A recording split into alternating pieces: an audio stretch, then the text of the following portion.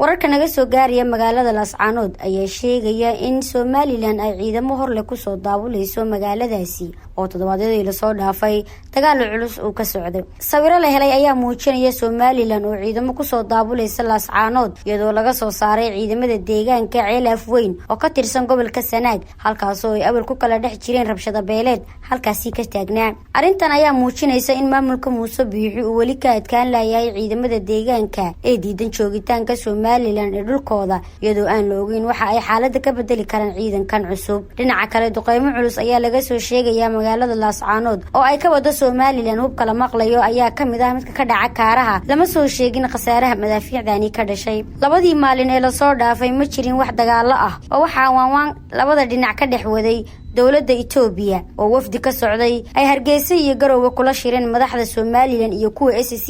Dadaaladaasi ayaa u muuqanaya inay dhicisoobeen maadaama dagaalka uu dib u bilowday. Umul Khayr Cabdi Axmed SBTV Muqdisho.